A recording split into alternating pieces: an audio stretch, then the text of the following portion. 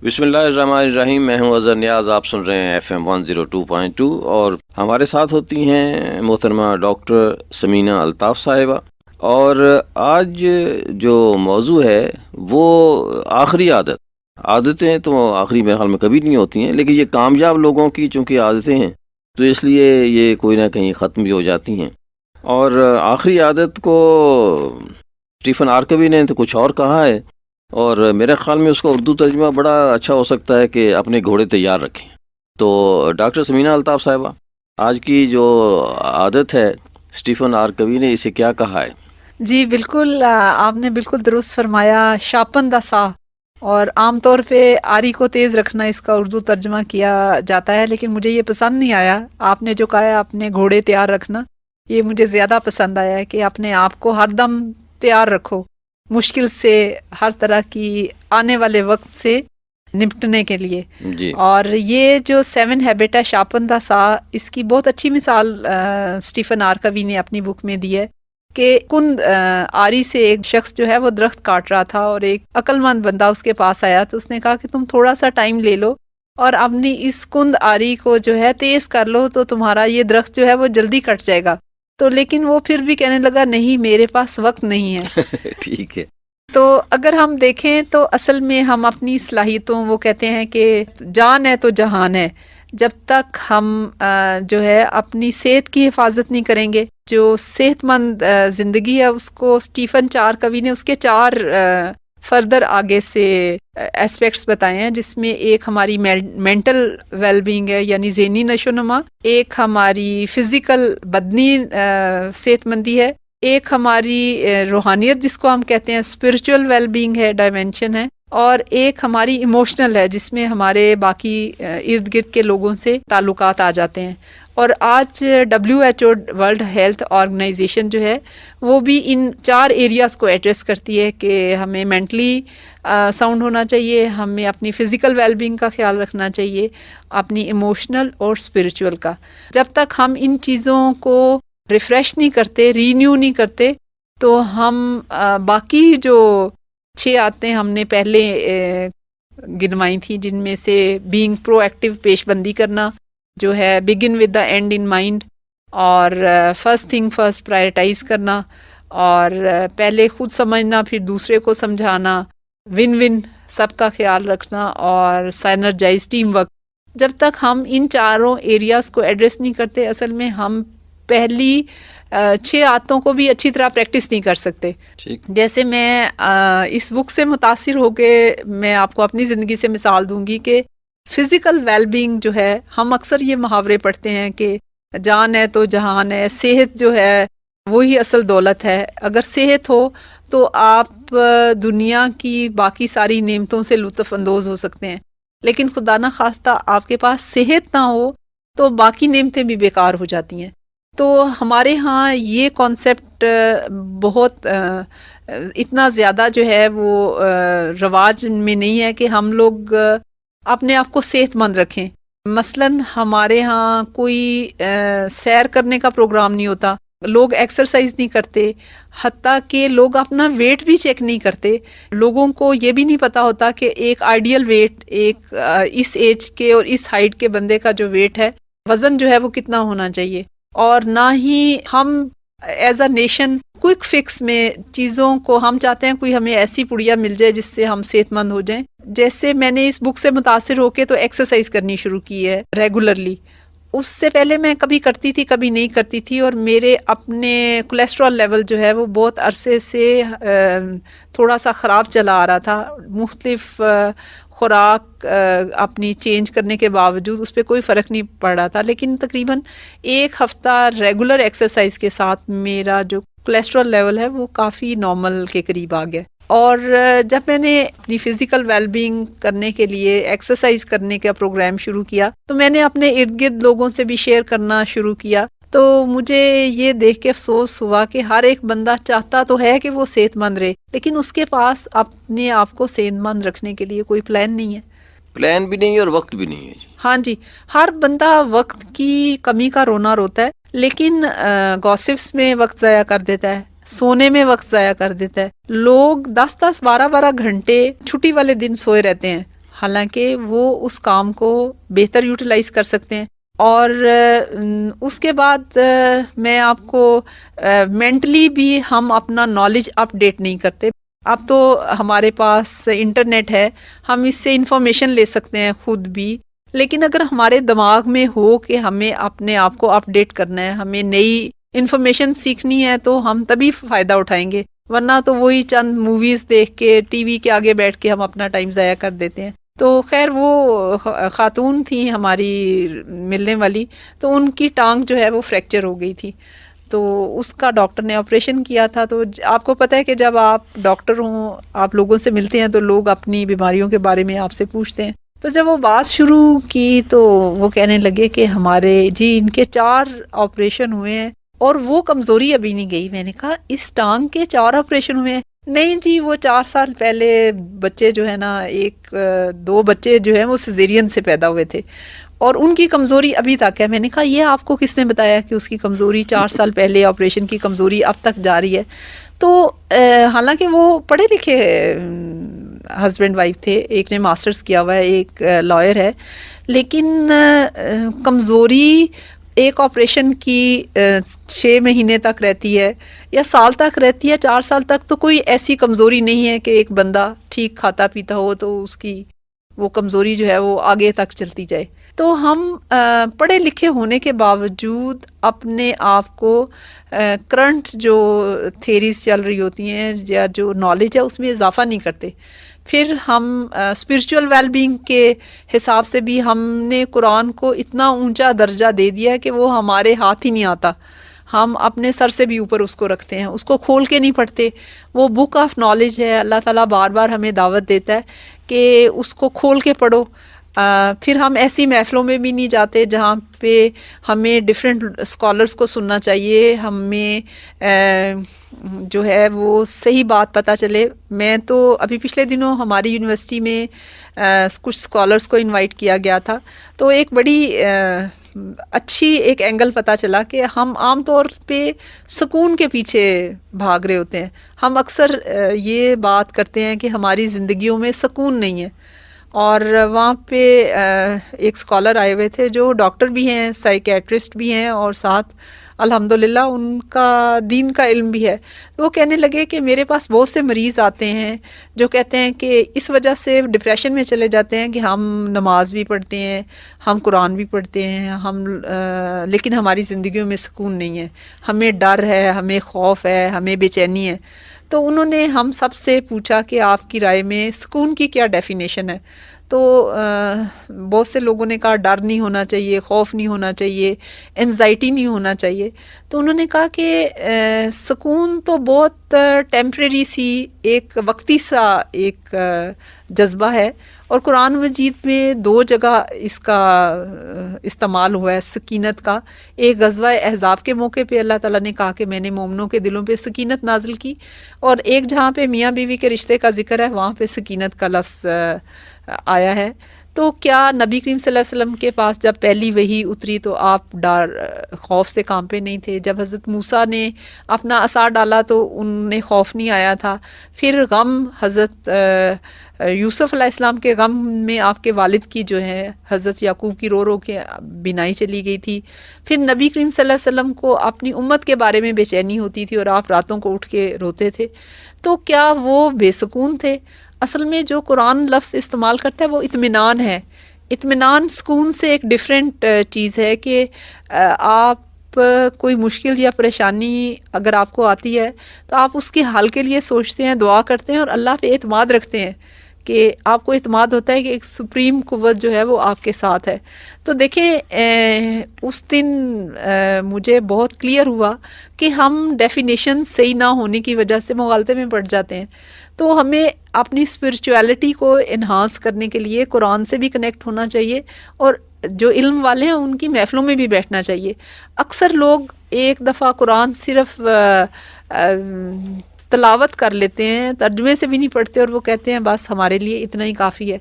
تو جب تک ہم اپنی ہمارے آگے ہمارا پرپس کلیئر نہیں ہوگا کہ ہم لائف میں کس وجہ سے زندہ ہیں, ہماری لائف میننگ فل نہیں ہوگی, ہم کس طرح سے پرو ایکٹیو بنیں گے. کیونکہ یہ بہت اہم کویسچن ہے کہ جب تک میں اپنے مقصد زندگی مجھ پہ کلیئر نہیں ہوگا، میں کیوں کسی کی بات درگزر کروں، میں کیوں کسی کی غیبت سے بچوں۔ اچھا، یہاں جیسے میں نے کہا کہ گھوڑے تیار رکھیں، یا اسٹیفن آر کبھی کہتا ہے کہ جی اپنا ہتھیار جو ہے اسے تیز رکھیں، شارپن رکھیں، یہاں ہتھیار سے یا گھوڑوں، قرآن پاک میں بھی یہ ہے کہ گھوڑے تیار رکھیں اپنے جی بالکل ریڈی رہیں، غالباً سورہ آل عمران کی آخری آیات میں سے کچھ۔ یہاں کیا مراد ہے؟ مطلب گھوڑوں سے کیا مراد ہے، ہتھیاروں سے کیا مراد ہے، تیار رہنے سے کیا مراد ہے؟ اس پہ تھوڑی سی میں وضاحت چاہوں گا آپ سے۔ اس کا یہ مطلب ہے کہ جو تمہیں جس کام کے لیے بھیجا گیا ہے، اپنے آپ کو تیار رکھو، اپنے آپ کو پریپیئر کرو۔ اگر آپ ایک اللہ تعالیٰ کو ہیلدی مومن پسند ہے، ایک بندہ جو اپنی ہیلتھ کی کیئر نہیں کر سکتا، آپ بتائیں وہ دوسرے کی کیا کیئر کرے گا؟ اور اگر ایک بندے نے میدان جنگ میں جانا ہے، آدمیوں کے لیے اس وقت گھوڑ سواری، نیزہ بازی، لوگ جب جہاد پہ جاتے تھے تو ان چیزوں کی انہوں نے مشق کی ہوتی تھی۔ ایک بندے کو اگر گھوڑے پہ سوار ہونا نہیں آتا تو وہ جنگ میں جا کے کیا لڑے گا؟ اسی طرح آج کل کے زمانے میں جو سواریاں ہیں، کیونکہ سواریوں میں اس زمانے میں اگر گھوڑے تھے، تو جو آج ہمارے پاس انسٹرومنٹس ہیں، ہمیں ان کی پریکٹس ہونی چاہیے، ان کو صحیح جگہ پہ استعمال کرنا آنا چاہیے۔ اور جب تک ہم ان کی ہیبٹس کیا ہوتی ہیں، وہی چیز جب آپ بار بار کرتے ہیں تو آپ کو اس کے استعمال کرنے میں مشکل نہیں ہوتی۔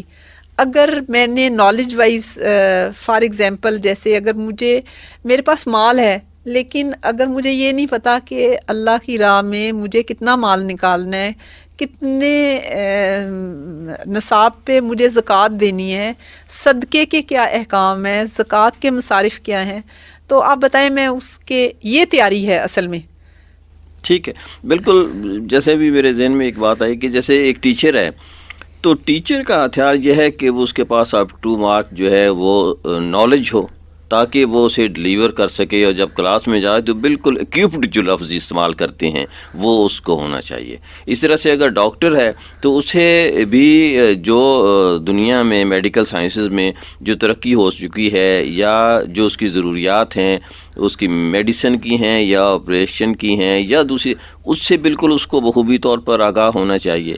اسی طرح سے جو بدلتی ہوئی دنیا ہے اس کے ساتھ بھی اس کو پتہ ہونا چاہیے، اور should be equipped with the knowledge. اور اسی طرح سے جو آپ نے بات کی کہ جی جسمانی صحت جو ہے، اور وہ بھی اس کی اسی طرح سے ٹھیک، یعنی اپنی صحت کا بھی خیال رکھنا چاہیے اسے، اور اپنے علم کا بھی خیال رکھنا چاہیے۔ جی بالکل، آپ نے صحیح کہا۔ جیسے اگر ایک ٹیچر ہے، اب جیسے میں ڈاکٹر ہوں، تو جب آج سے 30 سال پہلے جو ہم نے کچھ بیسک چیزیں تو ویسی ہیں، جیسے انسان کی ہڈیوں کے نام ہیں وہ تبدیل نہیں ہوئے، لیکن وائرسز ہیں اور جو بیماریاں چیزیں کاز کرتی ہیں وہ ٹوٹلی ڈیفرنٹ ہو گیا۔ جیسے ڈینگی کبھی یہاں پہ ایگزسٹ نہیں کرتا تھا، اسی طرح جب ہمارا لائف سٹائل چینج ہو گیا ہے، جیسے ہمیں اویئرنیس ہونی چاہیے جو ہم گیجٹس یوز کرتے ہیں۔ اگر ہم یہ آنکھوں کی بیماریاں اس وجہ سے بہت ہو رہی ہیں کہ بہت چھوٹی ایج میں آپ بچے کے ہاتھ میں موبائل اور آئی فون اور کمپیوٹر بٹھا دیتے ہیں، کیونکہ یہ ساری ریڈیشن ہے۔ تو یہ انفارمیشن ایک میٹرک پاس ماں کو ہونی چاہیے، اخباریں اور بکس پڑھنی چاہیے، اس کے اوپر لٹریچر پڑھنا چاہیے۔ یہ عام بندے کی اپ ڈیٹ ہے کہ اسے مینٹلی اپنے آپ کو جس دنیا میں رہ رہا ہے، اور اس کے ساتھ جیسے دیکھیں اب سفر تو ہم کرتے ہیں لیکن ذرائع بدل گئے ہیں۔ پہلے گھوڑوں اور ان پہ ہوتا تھا، اب گھوڑے ٹانگے تو شہروں سے غائب ہو گئے ہیں، اس کی جگہ ٹریفک نے لے لیا ہے، فاسٹ ہو گیا، ہوائی جہاز پہ ہو گیا، ٹائم زون بہت جلدی چینج ہو جاتے ہیں۔ تو ایسے حالات میں ہم کس طرح سے دین پہ عمل کر سکتے ہیں؟ جب تک ہم کرنٹ جو علماء ہیں ان کی ٹاکس نہیں سنیں گے تو ہمیں سمجھ نہیں آئے گی۔ اس طرح سے ٹیکنالوجی جو ہے وہ جو بدلتی ہوئی دنیا میں جو مختلف ٹیکنالوجی، اس کی فہم بھی آپ کو ہونا جو جی بالکل، اتنا ضروری فہم ضرور ہونا چاہیے کہ ہم اپنے جو ڈیلی اپنی فیملی اور اپنے آپ کو مضر اثرات سے بچا سکیں۔ جیسے ڈاکٹر وہ کہتے ہیں کہ جو بیماری ہوتی ہے وہ تو آلریڈی موجود ہی ہوتی ہے غالباً، آئی ڈونٹ نو، لیکن اس کا علم جو ہے ہمیں بعد میں ہو رہا ہے. از اٹ تو کہ ڈینگی جو ہے پہلے بھی موجود ہو لیکن ہمیں اس کا احساس یا علم اب ہوا ہے, یا نہیں جی، ڈینگی کی بیماری پیدا ہو جاتی ہے, یا مچھر جو ہیں یہ اس طرح سے, یا اور جو بیماریاں, جیسے بہت عرصے تک ہمیں شوگر کا علم نہیں تھا لیکن لوگ شوگر سے مر رہے تھے, اس طرح سے ہارٹ اٹیک کا ہمیں علم نہیں ہوگا کہ یہ بندہ کیوں مر گیا, تو یہ بس مر گیا جی, پتہ نہیں چلا کیوں مر گیا ہے.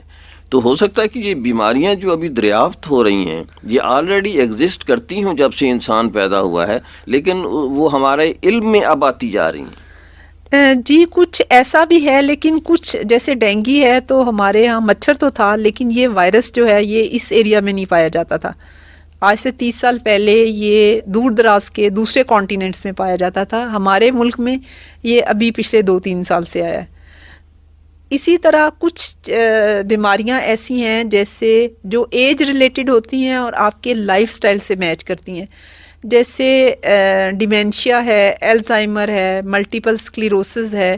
یہ جب ہم اسٹوڈنٹ لائف میں تھے تو ہم یہ بیماریاں نہیں دیکھتے تھے کیونکہ یہ بہت زیادہ اولڈ ایج میں آپ کا لائف سٹائل ہو, جب آپ کے دن رات سونے کی ہیبٹس چینج ہو جائیں, جب آپ کی کھانے کی عادات چینج ہو جائیں, اس سے پیدا ہوتی ہیں. تو وہ اب پاکستان میں بھی نظر آتی ہیں کہ اس وقت ہم سوچتے تھے کہ ایز اے اسٹوڈنٹ کہ ہمارے ہاں خوراک بھی امپورٹ کی ہے اور ساتھ بیماریاں بھی. جی بالکل, کہ یہ بیماریاں ہمیں کیوں پڑھاتے ہیں, اس کے تو مریض ہی نہیں ہیں. لیکن اب وہ بیماریاں ہمیں معاشرے میں نظر آتی ہیں. یہ نہ پڑھاتے تو شاید مریض بھی نہ آتے جی. نہیں ایسی بات نہیں ہے, بلکہ ذہنی صحت بھی بہت ضروری ہے, کیونکہ جس طرح ہماری جو ہے جسمانی صحت ہماری روح پہ اثر انداز ہوتی ہے, اگر ہماری سوچیں پازیٹیو نہیں ہوں گی, ہیلدی نہیں ہوں گی, تو ہمارا جسم بھی افیکٹ ہوگا.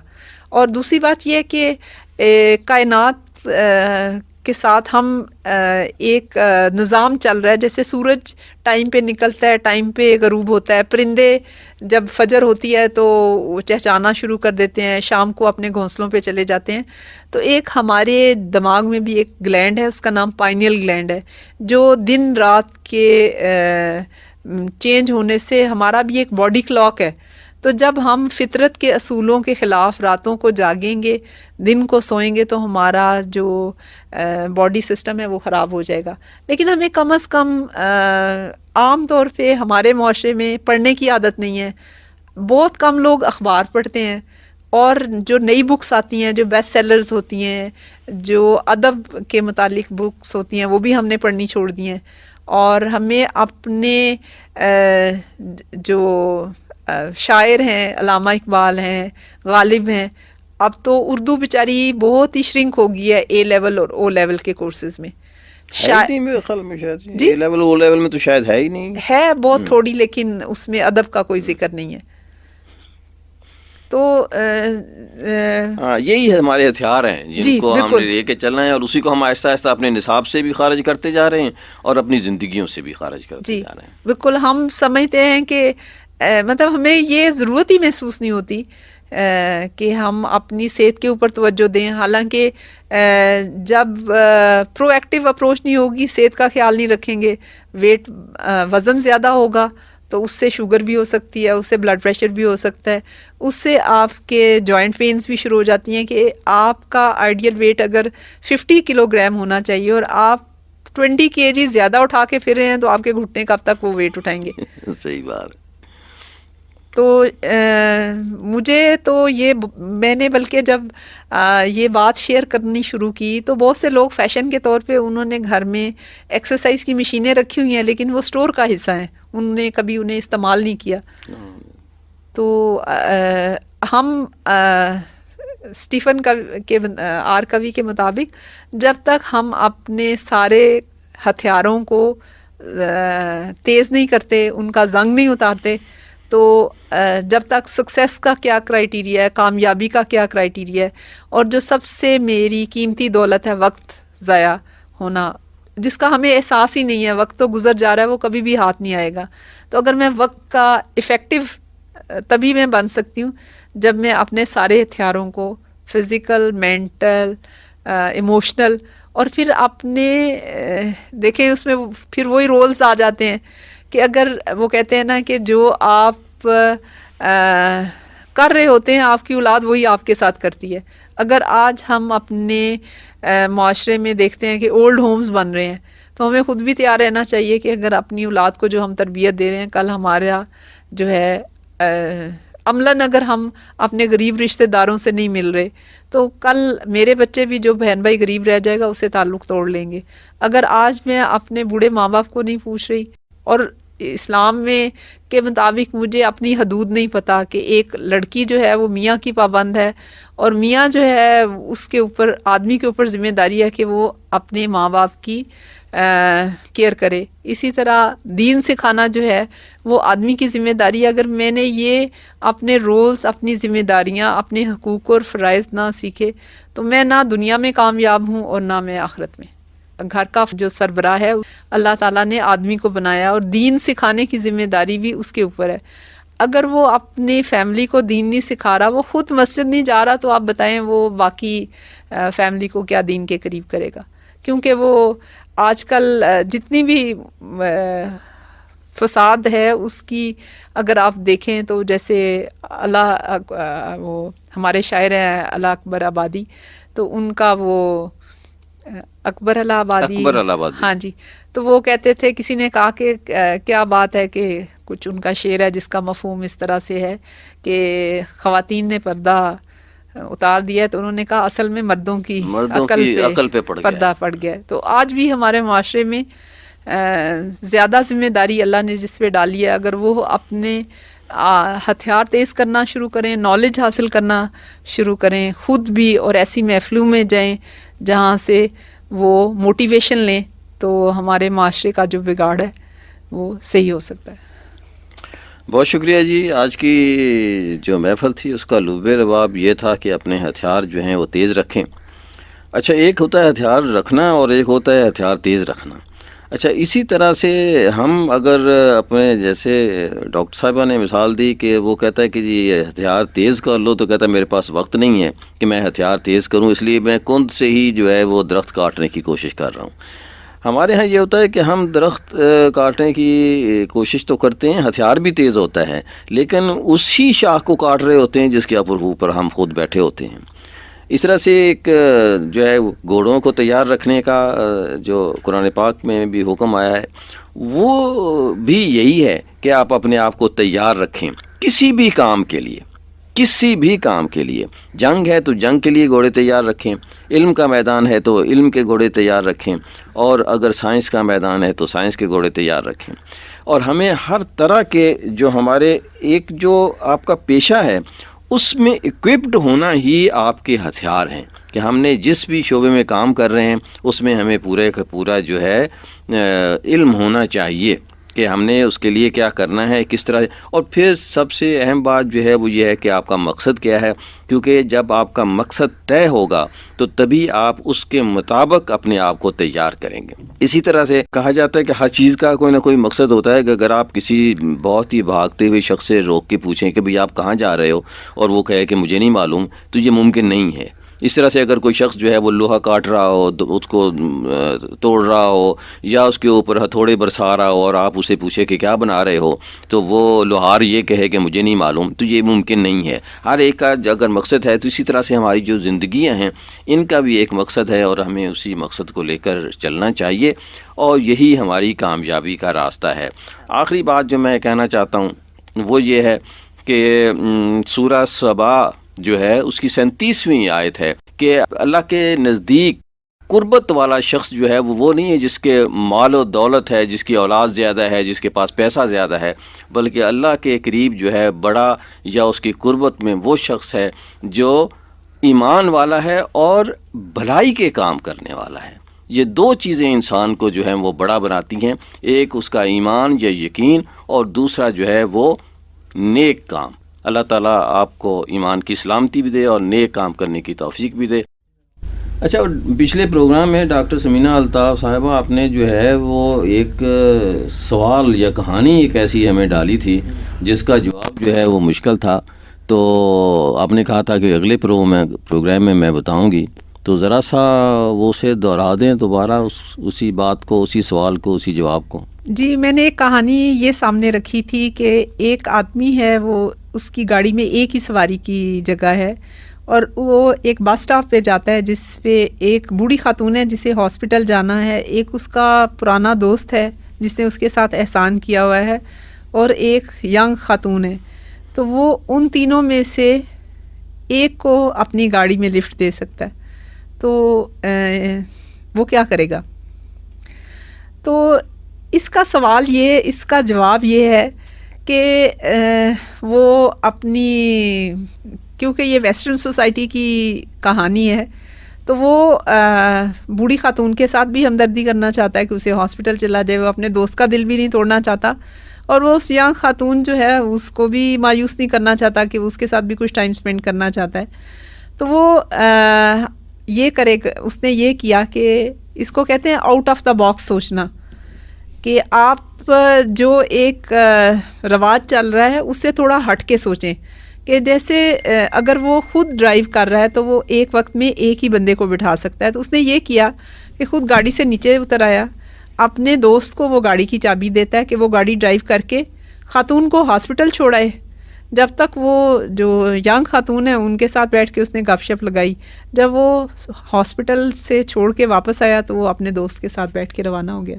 تو ٹھیک ہے جی، یہ بالکل پرانے جب ہم بچے تھے تو وہ ایک سوال اسی قسم کا آیا کرتا تھا کہ ایک بکری ہوتی ہے اور ایک شیر ہوتا ہے اور ایک چارہ ہوتا ہے، کہ وہ جو ہے وہ چارے کو چھوڑتا ہے تو بکری کھا جائے گی، اگر بکری کو شیر کے ساتھ چھوڑتا ہے تو شیر بکری کھا جائے گا. تو کس طرح سے جو ہے وہ کیا جائے.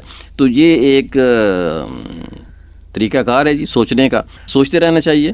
اور آپ اجازت لیتے ہیں جی، اظہر نیاز کو اجازت دیجیے. بہت شکریہ ڈاکٹر صاحبہ سمینہ الطاف صاحبہ ہمارے ساتھ تھیں، اور آج یہ اس سلسلے کا آخری پروگرام تھا.